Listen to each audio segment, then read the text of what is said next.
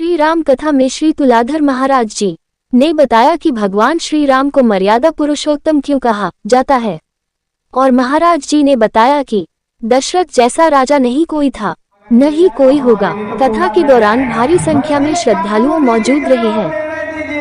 गुरु जी ने कहा बता दूं, कहा अब ध्यान दीजिएगा, आगे का निर्णय कैसे कर रहे हैं कि तुम कानन गवन दो भाई, तो फिर है लखन सिय रघुराई।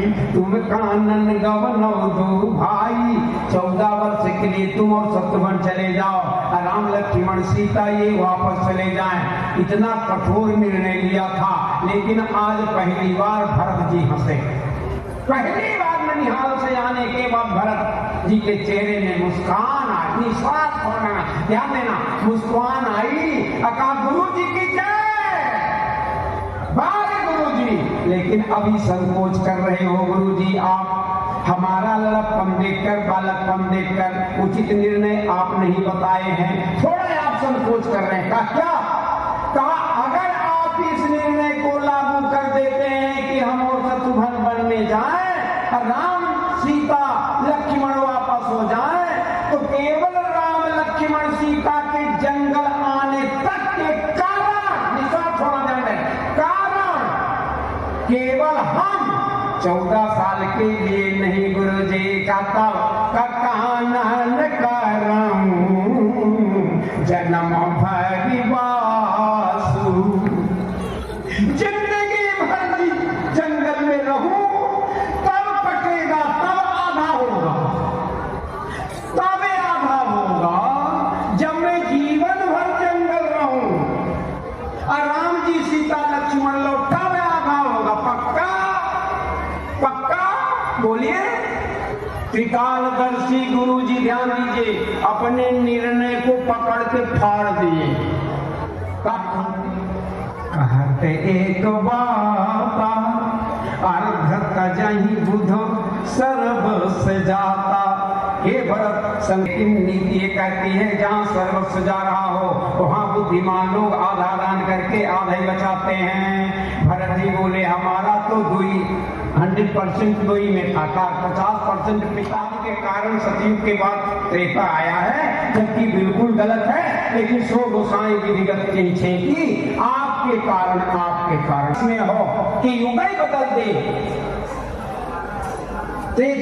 द्वापर ना कर त्रेता आ जाए पहले, ये क्षमता आप में है। हमारा जब नंबर आया तो आप हमसे पूछ रहे हैं।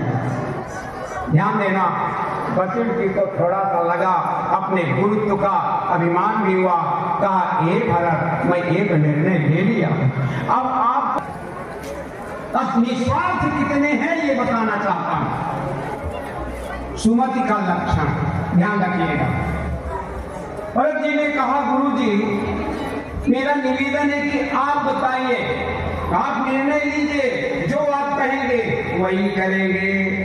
तो गुरु जी कह रहे हैं मुझे संकोच हो रहा है। भरत जी बोले गुरु जी, ये पहली बार परिस्थिति नहीं आई है, ये पहली बार ये परिस्थिति नहीं आई है, एक बार नहीं कई बार आई है हमारे स्कूल खानदान में। उन परिस्थितियों को आपने अच्छे ढंग से निपटा लिया। भानुवंश गए, भूप खरीदे, अधिक एक ते एक बड़े रे, जन्म हेतु सबका पितु माता, करम सुबह सुख देवी दाता, 100 गोसाई विधिगत जैसे की सकई को तारी एक जो टेकी। आप जो टेक कर लें, हक कर लें, तो ब्रह्मा आपका स्वार्थ है। एक तरफ आए थे वापस करने, बिल्कुल नया भाव देखिएगा, आए थे वापस करने, अब कह रहे हैं राम का बन जाना जरूरी है। हम लोग आए हैं वापस करने के लिए। ऐसी परिस्थिति में ये भी बताई थी कि परमार्थ से बढ़कर स्वार्थ नहीं होता। अगर परमार्थ मिल जाए तो अपने स्वार्थ की तिलांजलि दे देना चाहिए, क्योंकि परमार्थ अपने स्वार्थ से कई गुना लाभ देता है, स्वार्थ की तिलांजलि दो, परमार्थ मिल जाए तो। कह रहे हैं कि परमार्थ राम का बन जाना परमार्थ